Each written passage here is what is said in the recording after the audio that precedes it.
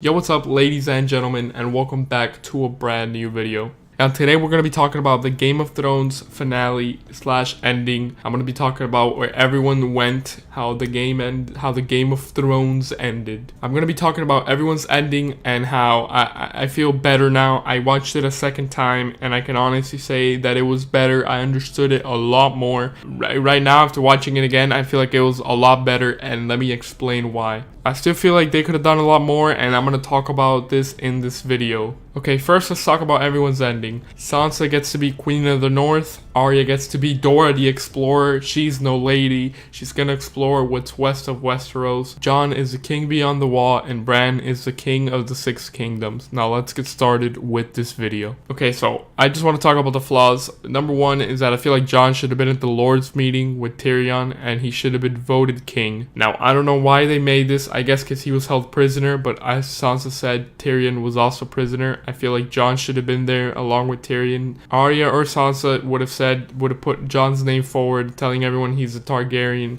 He deserves the throne. I feel like that's what would have happened, and I also feel like Jon would have obviously declined it. He would have said he doesn't want it, but at least Jon would have gotten some justice right there instead of just being held prisoner and just being sent to the north. And talking about Jon being sent to the north, obviously in the show he was sent to the north as sort of punishment, and Tyrion says he can't father children, he can't have no wife. Guys, after rewatching it again, that is bullshit. I'm pretty sure they just sent Jon to the north because that's where he said he wanted to be.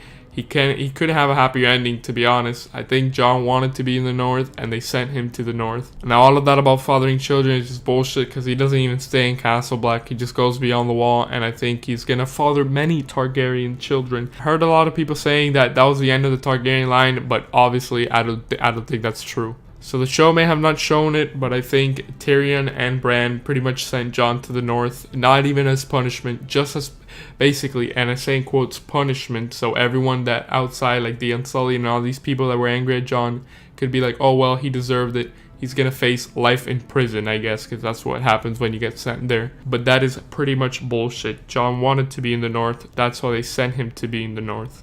And in the ending scene, I pretty much see that Jon is loved by the people. He's loved by the Wildings. He's loved by people in the north. And that is why Jon is the king beyond the wall. It was pretty obvious he was their leader there. They just love him. That's why they showed all that scene of Arya, Sansa, and Jon walking by like the side angle of the camera, where Sansa's walking and she's getting throned, and they pretty much show Jon right after, which means that he's the king too. He might not have a throne, but he is the king beyond the wall to them. So to sum it up, Jon is the king beyond the wall, Arya is no lady, she is the explorer, Sansa is Queen of the North, and Bran is the king of Six Kingdoms. Guys, Ned Stark would be super proud. At the end, the Starks win the Game of Thrones. And I just want to end this video off by saying that there was 2 unanswered questions, which I already pretty much talked about at the video. And this was a flaw of this episode, and that was why was Jon's name not put forward in the Lord's meeting, and why was his true identity built up for nothing? Pretty much since the ending of season 7, it's just been shown that he's Aegon Targaryen, and they're pushing it, and it's literally just for him to be sent to the north. Now, even though this video is pretty much explaining this happy ending, I still think that this episode could have been way better.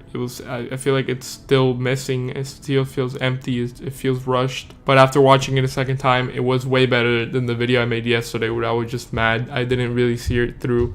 But overall, even though it's a little bit wonky, I think it's still a happy ending, and I think everyone left off where they wanted to be. So yeah, let me know what you guys think of this episode, what you guys think of everything, and quickly I just want to point out, in IMDb, this is the lowest rated episode of Game of Thrones ever. Last time I checked it, it had a 4.9, but I don't know what it has now, so there it is on the screen. That's pretty crazy, guys, but that is the video. I'll make more videos about Season 8 on topics that I found interesting, and etc. etc. Thank you guys for watching this video. If you made it to the end, make sure to leave a like and subscribe, and I'll